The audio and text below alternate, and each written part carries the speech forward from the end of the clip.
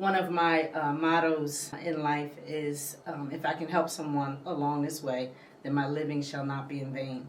When I was in the fourth grade, we had an assignment to learn a poem. And went home with the assignment. I said, Mom, I got to find a poem to recite. And she comes out with her Bible of poems. And I'm like, wait, no, I didn't want a biblical, poem to read. And she says, no, learn this one.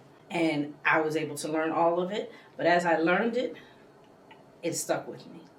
And that was fourth grade, and I'm years beyond fourth grade now. And I'm so glad that my mother had me to recite that poem, learn it, but it was ingrained in my heart and my mind and now in my children's that as you pass along this way, you have a duty to help other people, and that it's a responsibility that we all bear. Hi, I'm Kim McNear, and I am the Executive Director of Anchor House in Trenton, New Jersey. I've had the privilege of serving in this capacity for the past 15 years. At Anchor House, we're working with young people who have been abused, neglected, and or experiencing homelessness. I am the mother of 3 beautiful children, and I'm also very active in my community. My passion is really young people. I love working with youth, particularly those that we have the ability to make an impact on.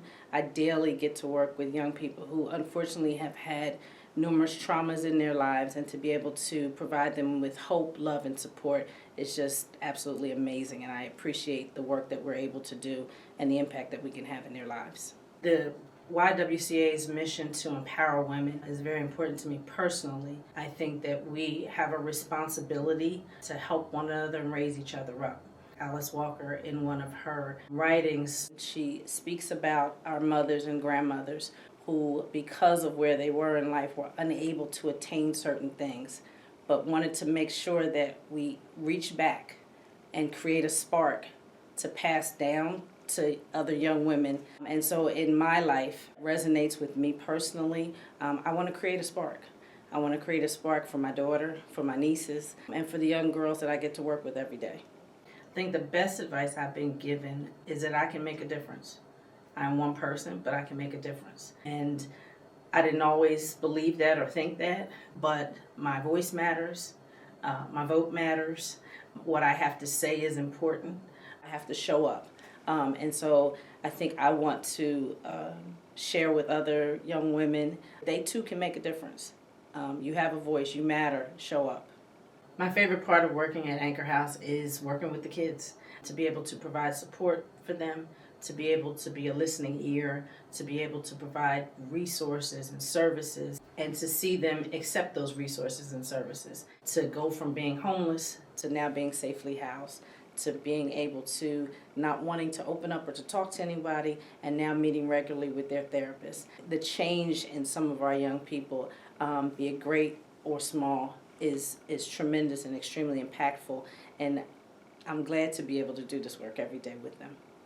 A lot of people are very familiar with Anchor House's shelter program, which we started 45 years ago. What most people are not familiar with is the fact that we're working with young people between the ages of 12 to 24. We're providing transitional living programs, we're providing apartment services, case management, therapy, mental health.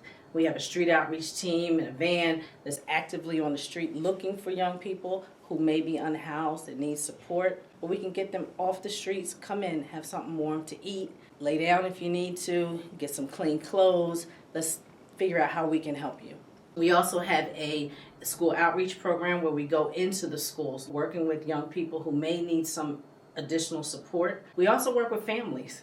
So we have families and parents who reach out to us and say, hey, I need some assistance. Can you help me as a parent? We also have a youth advisory council, which is I'm really excited about. It is where we are working with young people who've gone through our programming, and we're teaching them leadership skills. We're teaching them advocacy, the importance of their voice. So they've gone to the Hill, they've spoken to our local politicians to talk about homelessness, to really share their stories, because we learn from our kids. They've been the ones that have lived on the streets. And so we have to be able to listen to them. Not just listen, what are we going to do now that we've heard them? So it's really nice when they've seen how their voice has been heard and action has been taken. I would like to thank the Princeton YWCA for recognizing me with this honor. I'm truly humbled. Thank you to my coworkers and colleagues, my board of directors, especially to my children for just loving me and allowing me to do what I do every day. And being your mother is the best thing for me. I'd also like to thank my mentor and friend Judy Hutton for hiring me years and years ago and really pushing me to be where I am today. I thank you. Oftentimes in our work, we're very mindful of the fact that many of our young people do not have a lot of support. And so we have the opportunity to be for them sometimes things that they've never had from other people. And so I've had the opportunity to be in birthing rooms. I've had the opportunity to be at baby showers and weddings, to go to college graduations, to be invited and sit and cheerlead somebody at a soccer game. And so to recognize that it really only takes one person, one caring adult, to make a difference in the life of a child, and to see how that impacts of that relationship, that positive relationship, how far that can take them.